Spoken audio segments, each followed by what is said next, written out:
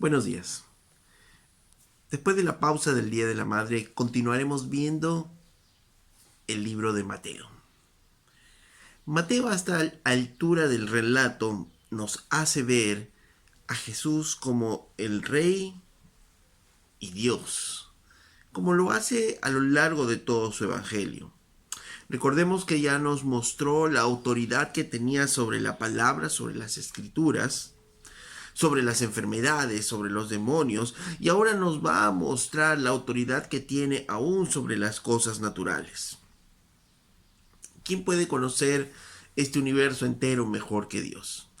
¿Quién puede controlar las maravillas que hay o que se mueven alrededor nuestro? Nosotros vivimos en un mundo lleno de maravillas. Solamente para tomar en cuenta algunas cosas. Por ejemplo, sacaba estas notas y decía que la Tierra gira alrededor de su eje, ¿no? A una velocidad de más o menos 1670 kilómetros por hora, ¿no? Se imaginan, ¿no? Esa velocidad a la que está girando la Tierra, ¿no? 1670 kilómetros por hora. Es increíble, ¿no? ¿Y quién controla esta velocidad? Pues solo Dios. Ahora, la Tierra en su movimiento de traslación, ¿no? En todo el año, la Tierra más o menos cubre una órbita de 930 millones de kilómetros alrededor del Sol y a una velocidad de más o menos 1600 kilómetros por minuto. O sea, es tremendo. Es tremendo el espacio y es tremendo la velocidad a la que va. Y nuestro Sol, hablando de nuestro Sol, leía que en nuestra galaxia, solo en nuestra galaxia, hay por lo menos 100.000 millones de otros soles más, y que son más grandes que nuestro Sol. Entonces, esto es asombroso, ¿no? Esto es grandioso, realmente. Y ahora en el microuniverso, también, ¿no? También las cosas son asombrosas. Las moléculas, los átomos, es increíble. Y por ejemplo, en una cucharadita de agua, ¿no? Veía es aproximadamente son miles de millones de billones de moléculas de agua que se encuentran solo en una cucharadita de agua.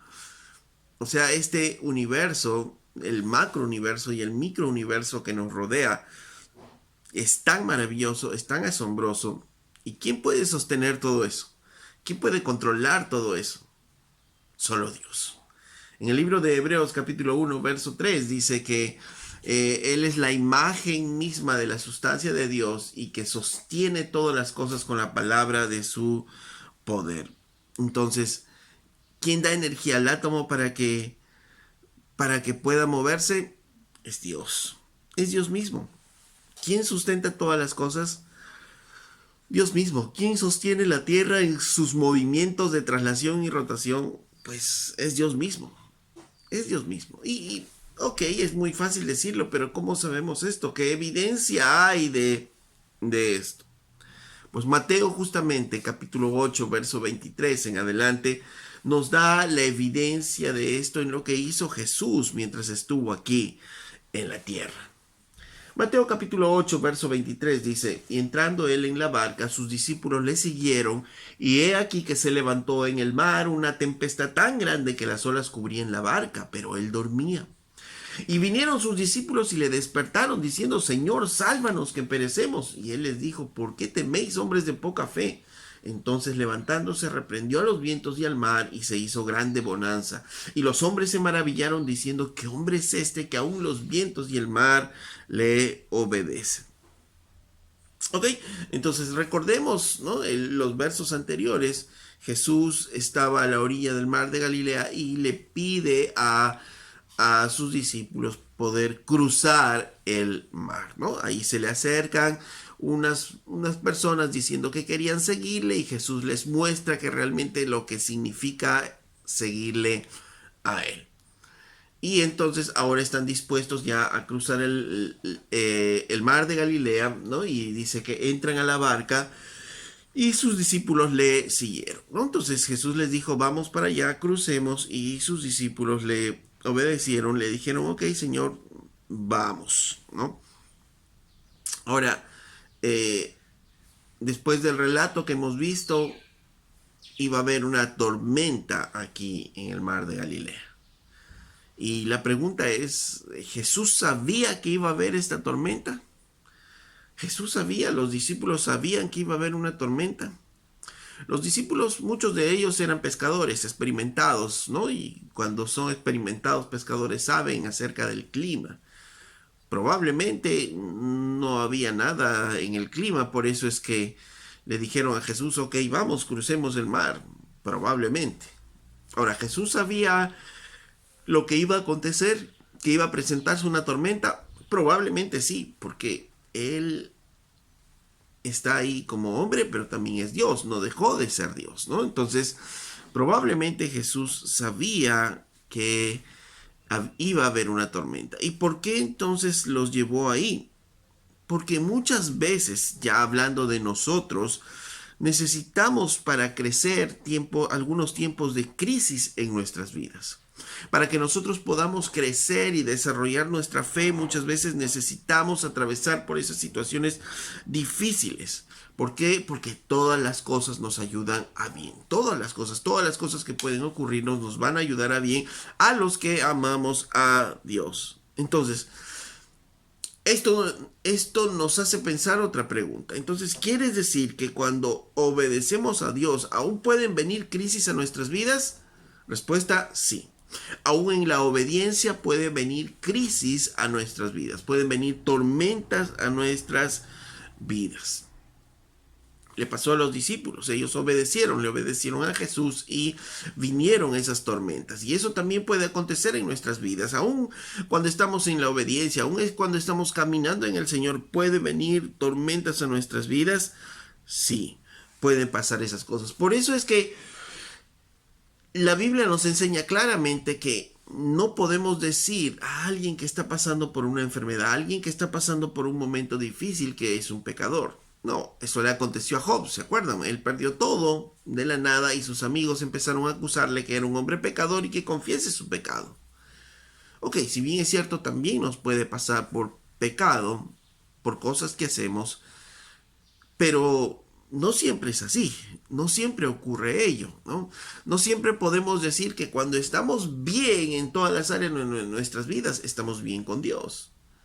Y no podemos decir tampoco si estamos mal en las diferentes áreas de nuestras vidas es porque Dios no está agradándose con nuestras vidas. No, a veces y muchas veces, como le pasó a Job, aun cuando estemos en la voluntad, en la obediencia a Dios, aún ahí pueden ocurrir tormentas en nuestras vidas. Así es que si ves a un hermano en tormentas, no le estés atormentando, diciendo o pensando si está mal. Acerquémonos, ayudémosle, oremos por ellos y démosle la mano en lo que podamos darle. Así que las tormentas no significan nada, solo significan eso, que son tormentas en nuestras vidas. Ok, entonces dice, y entrando él en la barca, sus discípulos le siguieron. Y he aquí se levantó en el mar una tempestad tan grande que las olas cubrían la barca, pero él dormía. Pero dice que se levantó una tempestad tan grande que las olas cubrían la barca.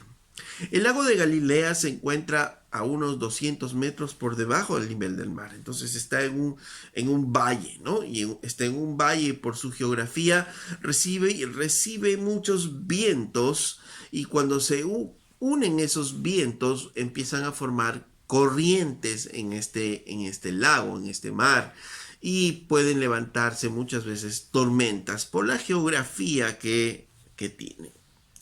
Entonces, de un momento a otro puede haber una tormenta. Sí, puede presentarse una tormenta, como pasó aquí. Entonces dice que ellos estaban en la mar y se desató de pronto una tempestad tan grande que las olas cubrían la barca. ¿Qué quiere decir eso? Que esta tormenta que se levantó sacudía la barca. Es como si pusiéramos algo en un vaso de agua y de pronto le movemos así, ¿no? Así es la sensación. ¿no? Porque las aguas también, cuando tenemos un vaso y empezamos a sacudirlo, el agua también comienza a golpear las paredes del vaso y todo es una tragedia. Y así es como ellos probablemente se sentían. Y eran olas tan grandes, dice que las olas cubrían la barca. ¿Qué significa eso? Que la barca estaba ahí flotando y las olas del mar estaban por encima de ellos y estaba cayéndoles a ellos las olas del mar, y el barco por tanto estaba llenándose poco a poco cada vez más de agua, y ellos estaban a punto de hundirse, a punto de perecer. Entonces era una situación muy difícil, era una situación muy trágica, ¿no? Ellos sabían y pensaban probablemente que iban a morir, ¿no? La embarcación se estaba llenando de agua, las olas estaban golpeando duramente la embarcación. ¿Y qué hacía Jesús ahí mientras estaba ahí? Dice, estaba durmiendo. Jesús dormía. ¿Y por qué dormía Jesús? ¿Por qué estaba durmiendo Jesús? ¿Por qué nos hace ver este pasaje Mateo?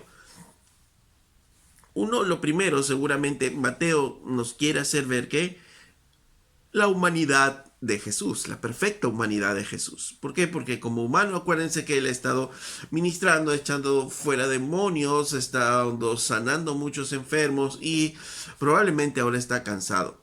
Apenas subieron a la embarcación, ellos salieron y él se fue a la popa, dice, a dormir, a descansar. ¿Podría haber sido la conversación algo así? Bueno, hermanos, ustedes vayan para adelante, yo voy a descansar mientras que llegamos para allá. Y él se fue a dormir.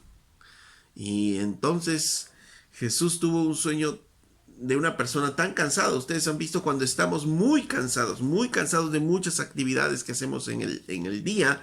Finalmente llega la noche y nos quedamos profundamente dormidos. Ya hay algunas personas que se quedan tan dormidas que ni un temblor los levanta, ¿no? Entonces Jesús estaba así, había agarrado un sueño muy profundo y estaba muy dormido ahí en la barca. Lo segundo es que Jesús dormía porque él tenía una muy buena comunión, una muy buena relación con su Padre. Y sabía que mientras él dormía, Dios lo iba a sostener, Dios lo iba a cuidar. Y esto nos enseña también algo, que la única manera que podemos nosotros estar tranquilos y poder dormir tranquilos, que tener paz en nuestras vidas, es que tengamos una muy buena comunión con nuestro Dios. Muchas veces estamos afanados, estamos estresados, estamos preocupados y estamos ahí a veces sin dormir porque no tenemos una adecuada comunión con Dios. Estamos muchas veces ahí y no dormimos porque no tenemos una adecuada comunión con Dios. El mundo le llama insomnio, estrés, y sí, eso también podemos nosotros tener. Pero eso desaparece cuando tenemos una buena comunión con Dios. Cuando tenemos una comunión adecuada con el dador de la vida, con el creador de todas las cosas, con el que sabemos que puede calmar las tormentas, aun cuando vengan y estemos en medio de las tormentas, podemos estar tranquilos.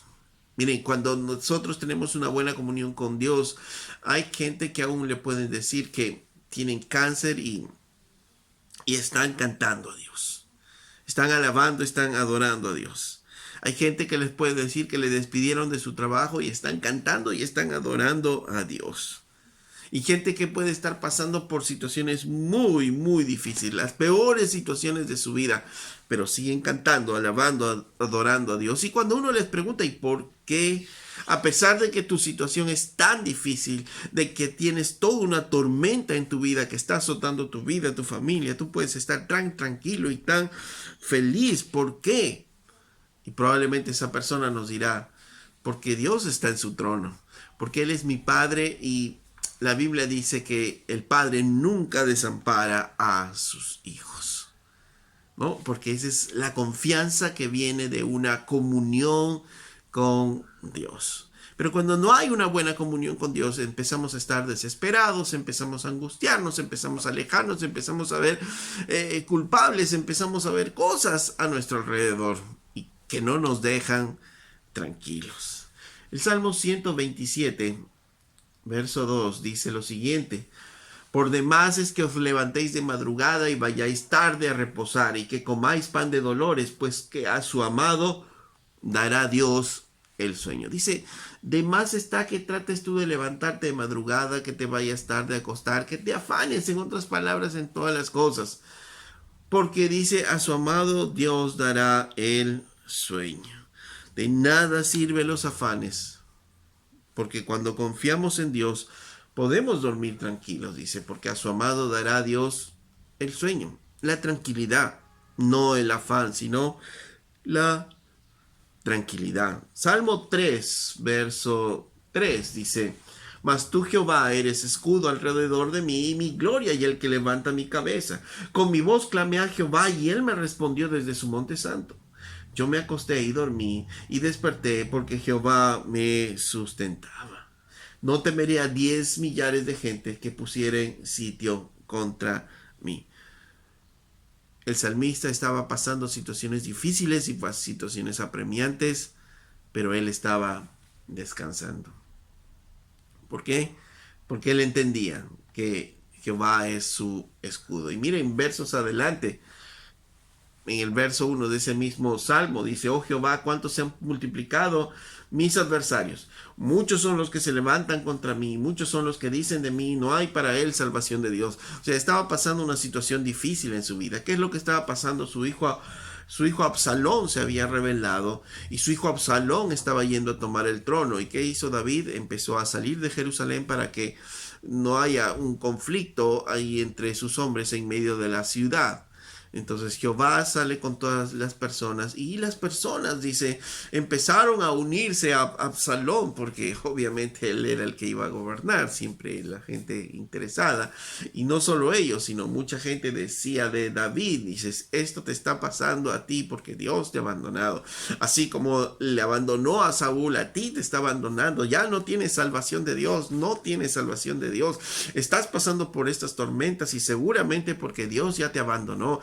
Estás pasando esto y Absalón viene a tomar tu puesto porque tú estás mal delante de Dios y Dios ya te desechó. Y probablemente él estaba escuchando todo eso, por eso dice, muchos son los que dicen delante de mí, no hay salvación para él, no hay para él salvación en Dios.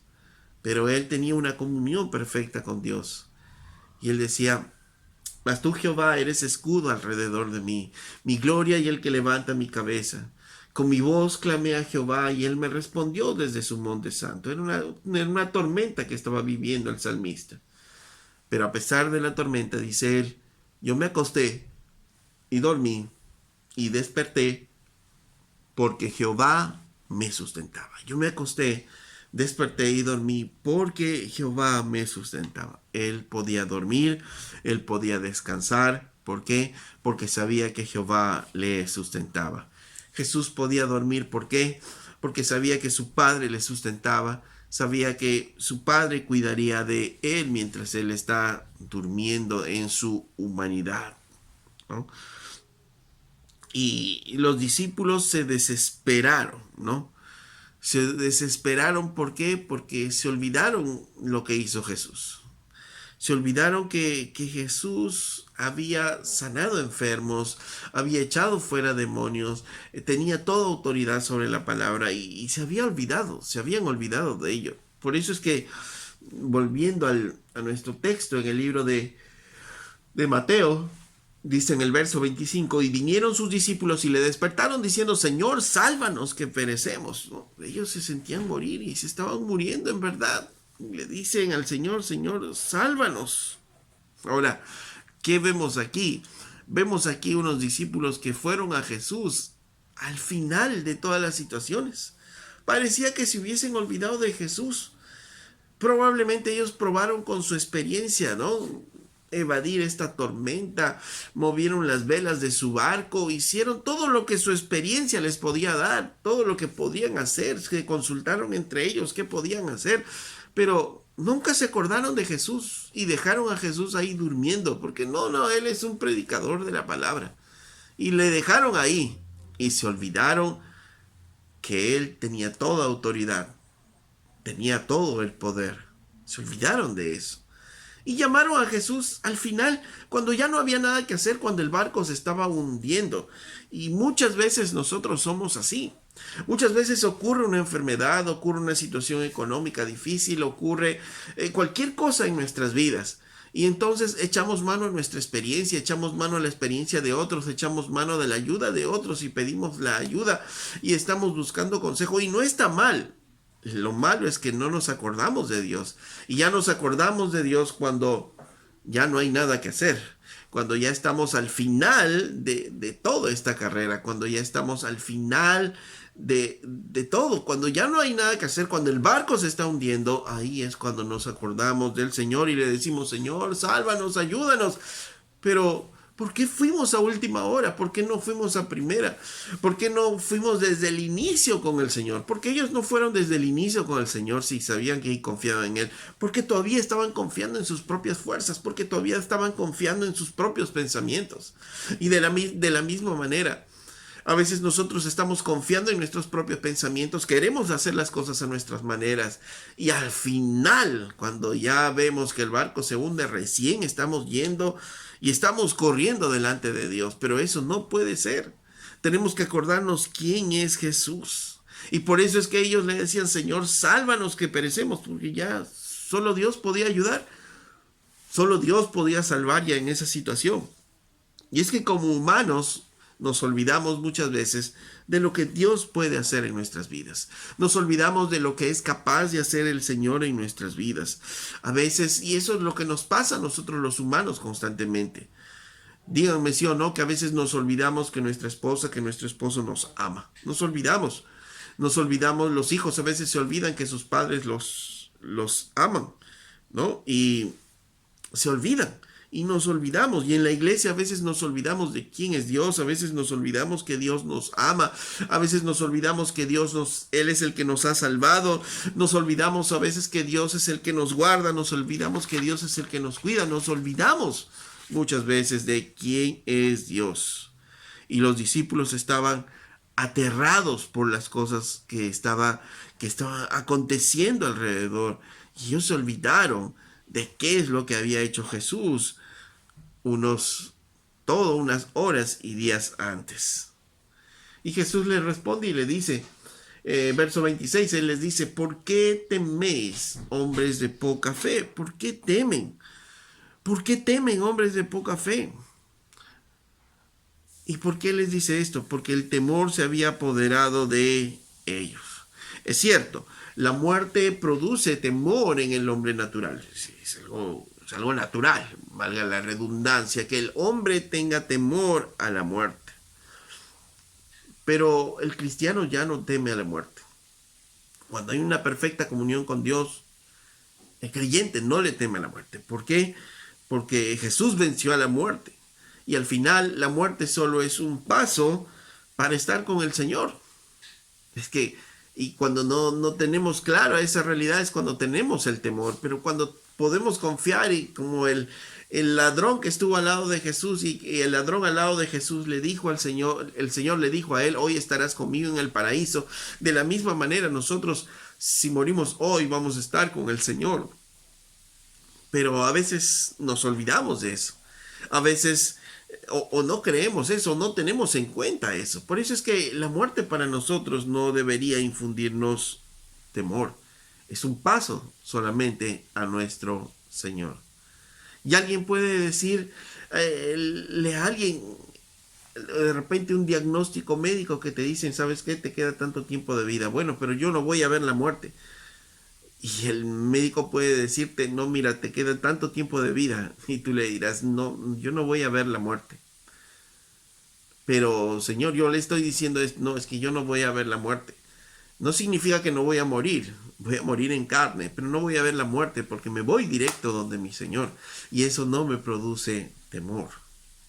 Y eso no me produce temor si es que el Señor me quiere sanar, porque Él tiene todo el poder, tiene toda la autoridad para hacerlo bien y continúo viviendo aquí. Pero si no, y me quiere llevar, me voy con Él también, porque qué mejor estar al lado de mi Señor. Entonces esa convicción hace que nosotros no tengamos temor a la muerte. Ahora, el desarrollar esa fe con respecto al temor o no a la muerte no es algo sencillo, ¿no es cierto? Sus discípulos estaban con Jesús, vieron las cosas que hacía Jesús, pero todavía su fe no se había desarrollado para poder confiar de esa manera en el Señor. Cuando pasa el tiempo, ellos pueden desarrollar esa fe al punto que casi todos los discípulos mueren como mártires, ¿no?, de la cruz, y mueren en distintos tipos de muerte, y ellos dan su vida gustosos por el Señor. Entonces, pero al inicio no tenían esa fe, por tanto, de la misma manera nosotros estamos desarrollando y vamos a desarrollar esa fe. Así es que si alguien que está comenzando tiene todavía temor a la enfermedad, a la muerte, es natural. No es para condenarle, sino es para animarle y para ayudarle. Y capaz tú mismo, nosotros mismos, si nos enfrentamos a una situación de muerte, todavía vamos a temer. Porque vamos aprendiendo y nuestra fe va creciendo. Y seguramente en 10 años, si es que todavía vivimos y el Señor nos permite pasar por una situación difícil, seguro nuestra fe será mucho más fuerte y estaremos más convencidos y estaremos más seguros de ello. Por tanto, el temor a la muerte, como ocurre aquí, obviamente es natural, ¿no? Ahora vivimos en estos tiempos de pandemia y seguramente también está el temor a la enfermedad. Imagínate que de pronto estás tranquilo en tu casa y empiezas a hacer fiebre. Un día, 2 días de fiebre, y al segundo día empieza a aparecer el dolor de garganta y empieza a aparecer la tos.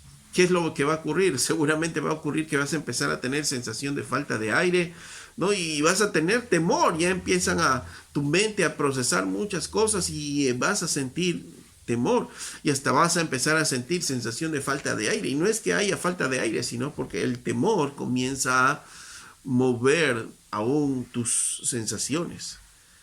Y es porque estamos viviendo en medio de esta situación de pandemia. Pero como digo, los cristianos no deberíamos tener temor, pero no significa de que no lo tengamos, sino que eso vamos a desarrollar en nuestra fe, en nuestro caminar, el no tener temor a la muerte, porque un día nos vamos a enfrentar a la muerte, todos en nuestro caminar, más antes o más adelante, pero todos nos vamos a enfrentar a la muerte. Y no hay por qué temer si tenemos una comunión perfecta con Dios. Por eso el Señor le dice: ¿por qué teméis, hombres de poca fe? Porque su fe todavía en realidad era poca.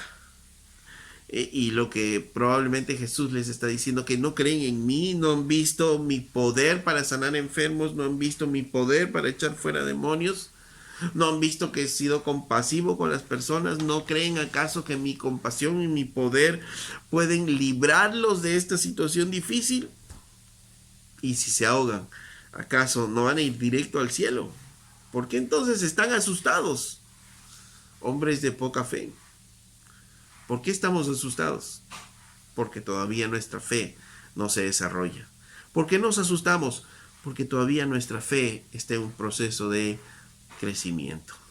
Y debemos entonces mantener esa comunión, buscar esa comunión con nuestro Dios, conocerle a Él cada vez más para no tener ese miedo a las cosas que puedan venir, ¿no?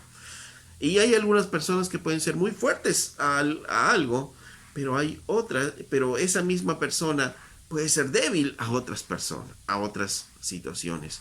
Hay personas que pueden ser muy fuertes y aparentan tener una fortaleza y una fe ante situaciones adversas exteriores. Viene una situación económica difícil y no, ellos están muy confiados en Dios, pero hay que, si empieza de pronto a palpitar su corazón y empiezan a sentir angustia y se angustian, porque ahí sí hay temores. Todos estamos en ese proceso de aprendizaje, de tener más fe. Acuérdense que el que comienza la buena obra, Él la va a terminar. La buena obra que comenzó en los discípulos, Él la terminó. Aquí en este pasaje los vemos temerosos hacia la muerte, pero después, al final de los evangelios, al final aún en Apocalipsis, vemos a estos hombres llenos de fe que aún entregaron sus vidas por el Señor. Ahora dice: Eh, entonces levantándose reprendió a los vientos y al mar y se hizo grande bonanza. Lo que va a hacer Jesús es el cumplimiento de la palabra de Dios. Él reprendió a los vientos y al mar y se hizo la calma. Inmediatamente cesó la calma, inmediatamente cesó todo. ¿Y quién puede hacer esto? Solo Dios. Ellos son judíos y probablemente habían escuchado estos salmos. Salmo 89, verso 8, por ejemplo, dice: Oh Jehová, Dios de los ejércitos, ¿quién como tú? Poderoso eres, Jehová, y tu fidelidad te rodea. Tú tienes dominio sobre la braveza del mar, cuando se levantan sus ondas, tú las sosiegas. Dice claramente el Salmo, dice: tú tienes dominio sobre la braveza del mar, cuando se levantan sus ondas, tú las sosiegas. Por tanto, ellos estaban viendo que el Señor reprendió el mar y el mar se hizo, dice, tranquilo, se hizo una gran bonanza ahí. Entonces, si reconocían este salmo, sabían que se estaban refiriendo a Dios. Salmo 46, verso 1 dice: Dios es nuestro amparo y fortaleza, nuestro pronto auxilio en las tribulaciones. Por tanto, no temeremos aunque la tierra sea removida y se traspasen los montes al corazón del mar, aunque bramen y se turben sus aguas y tiemblen los montes a causa de su braveza. Dice, Dios es nuestro amparo y nuestro auxilio en medio de esta tribulación, aunque los mares estén temblando. Si reconocían ese salmo, reconocían que Jesús fue su amparo y su fortaleza. Salmo 107, verso 23 dice: Los que descienden al mar en naves y hacen negocio en las muchas aguas, ellos han visto las obras de Jehová y sus maravillas en las profundidades, porque habló e hizo levantar un viento tempestuoso que encrespa sus ondas. Suben a los cielos, descienden a los abismos, sus almas se derriten con el mal, tiemblan y titubean como ebrios y toda ciencia es inútil. Entonces claman a Jehová en su angustia y los libra de sus aflicciones. Cambia la tempestad en sosiego y se apaciguan sus ondas. Luego se alegran porque se apaciguaron y así los guía al puerto que deseaban. ¿Qué hace Dios? Apacigua, tiene el poder para apaciguar las tormentas, las aguas. Por tanto, lo que iba a hacer Jesús o lo que estaba haciendo Jesús solo era el cumplimiento de estos salmos, haciendo ver que es Dios quien tiene la capacidad para poder hacer eso. Solo es Dios quien tiene el poder para apaciguar de esa manera los mares. Y Jesús dice, volviendo a Mateo, dice que Jesús reprendió al mar y al viento y se hizo gran bonanza. Él, el que tenía el control y la autoridad sobre la palabra, sobre toda enfermedad, sobre los demonios, también tenía control sobre las fuerzas de la naturaleza. Y esto es lo que decíamos al inicio. Todas esas maravillas del macrocosmos y el microcosmos. ¿Quién lo sustenta? Dice en Hebreos, el Señor con su palabra. Y Mateo nos está mostrando justamente que cuando Jesús estuvo aquí, pasó eso. El Señor obró y el mar se calmó totalmente. Ahora, ellos sabían que Él era el Mesías. Muchas veces lo habían llamado el Mesías, el Maestro, el enviado de Dios, ¿no? Y ellos sabían que era el Mesías. Pero ahora empezaron a verlo en una faceta diferente. Ahora empezaron a abrir sus ojos de una manera diferente. Dice, y los hombres se maravillaron diciendo, ¿qué hombre es este? Que aún los vientos y el mar le obedecen, ¿no? Y empezaron a meditar, ¿qué hombre es este? ¿Cómo pueden los vientos y los mares obedecerle? Eso solo lo hace Dios. Y entonces empezaron a pensar y empezaron a razonar y empezaron a ver que ya no solo tenían al Mesías a su lado, sino tenían a Dios mismo, al Creador mismo de todas las cosas a su lado. Era Dios mismo que estaba en medio de ellos. Y eso les causó también aún más temor, ¿no? En Marcos capítulo 4, verso 34 41, que nos cuenta la misma historia, dice: entonces temieron con gran temor y se decían uno al otro: ¿quién es este que aún el viento y el mar le obedecen? ¿No? Entonces ellos se llenaron de gran temor. Ya no había temor por la tempestad, ya el temor por la tempestad se había ido. Ahora el temor era por quién. Ahora el temor era porque tenían a Dios a su lado, porque tenían a Dios mismo ahí. Ellos lo reconocían porque las escrituras decían que solo Dios podía hacer eso.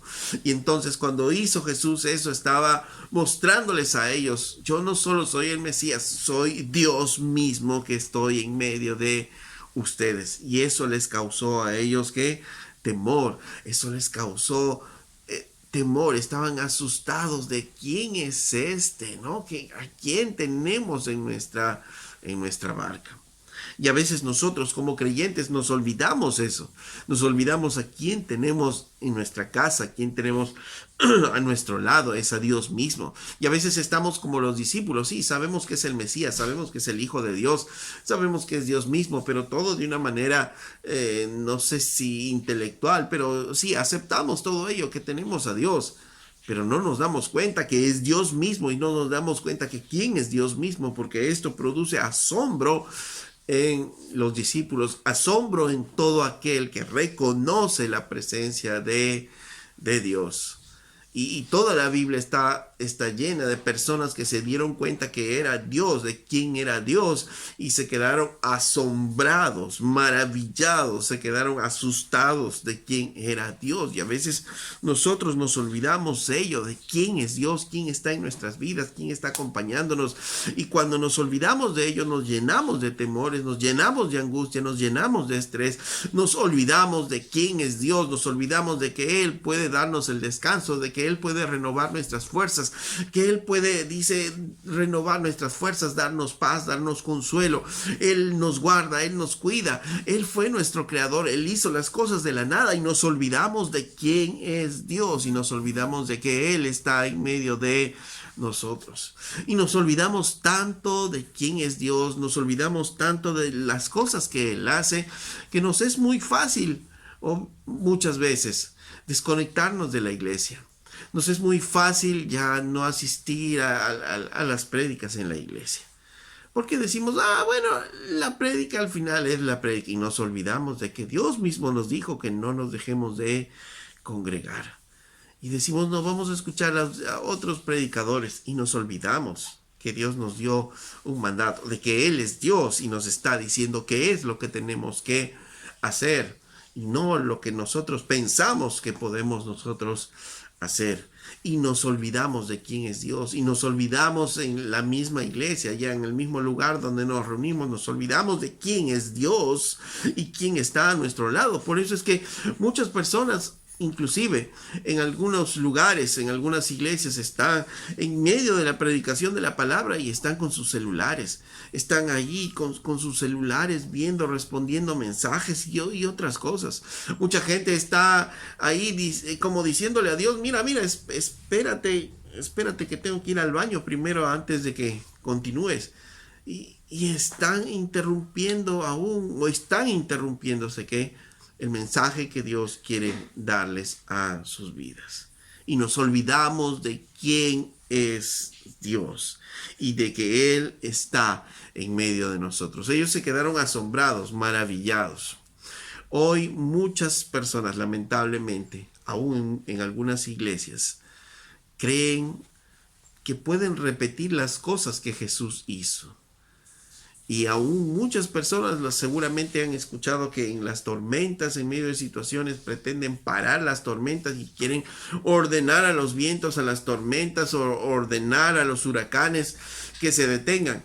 Pero eso no va a ocurrir, porque las escrituras claramente dicen que eso es potestad de Dios. Eso es potestad del Señor. Nadie más. Nadie más. Y es que algunos dicen: no, es que nosotros tenemos que hacer las mismas cosas de Jesús. Y eso no es así. Tenemos que hacer las cosas que la Biblia nos dice que hagamos nosotros.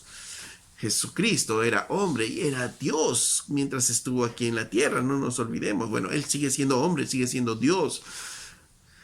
Y por tanto, Él va a hacer cosas como Dios. Él va a hacer cosas como sanar enfermos. Todos los enfermos que venían los sanaban. Todos los endemoniados que venían, los echaba fuera.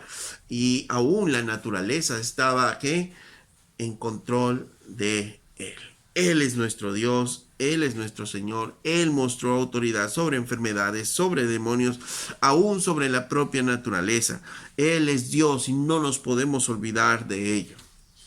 Capaz el día de hoy o estos tiempos estés pasando por una tormenta. Estés pasando por una tormenta en tu vida, estás sintiendo que la barca en la que estás se está remeciendo. Pero confía y cree en Dios y obedécele a Dios. Obedécele a Dios y Él llevará tu barco al puerto que Él quiera llevarlo. Pero confía en Dios. Confía que Él es Dios, Él es el eterno, Él es el creador de todas las cosas. Y Él es tu Padre, Él es nuestro Padre y Él siempre, siempre va a cuidarnos, siempre va a guardarnos. Pero su objetivo es que formar la imagen de su Hijo Jesucristo en nosotros. No nos olvidemos de ello. Y ese objetivo Él no va a parar. Y Él nos va a ayudar. Y si tiene que hacernos pasar por tormentas como les hizo pasar a los discípulos, Él lo va a hacer. Pero también Él va a calmar la tempestad y nos va a llevar a buen puerto. Él es Dios. Él es el gran Señor. Él tiene autoridad sobre todas las cosas. No temas, no temamos. Él es el gran yo soy. Amado Padre, te damos gracias por este día. Gracias, Señor, por esta mañana. Tu palabra, Señor, es maravillosa, Señor. Y queremos, como ellos, Señor, asombrarnos de tu poder, Señor, de tu presencia en nuestras vidas, Señor. Recordar que tú eres ese Dios, mi Dios, grandioso, maravilloso, que tiene autoridad sobre la palabra, que tiene autoridad sobre los mares, sobre los vientos, que tiene autoridad sobre toda enfermedad, sobre todo demonio, Señor, que tienes tu autoridad por sobre todas las cosas, Señor, y queremos aprender a refugiarnos en ti, Señor, Señor, a buscarte a ti, Señor, no al final, sino al inicio de todos nuestros problemas, de todas nuestras vivencias, de todas nuestras situaciones, Señor. Te damos a ti, Padre, toda la gloria, toda la honra, Señor, por siempre. Gracias, amado Dios, en el nombre de Jesús. Hermano, hermana, el Señor está hablando a nuestros corazones, está hablando a nuestras vidas, presentándose a nosotros como quién es Él, nuestro Señor y nuestro Dios. Y eso significa que Él tiene autoridad sobre todas las cosas. A veces lo tenemos aquí intelectualmente, pero no baja aquí a nuestros corazones. Y cuando no baja aquí, no hay emoción, no hay pasión, no hay esas vivencias. Y los discípulos tuvieron esas emociones, esas pasiones, esas vivencias al ver al gran Dios actuar en sus vidas. Deja que Dios actúe en tu vida para que también tú puedas vivir y experimentar lo que es realmente poder dormir en paz de la mano de nuestro Dios.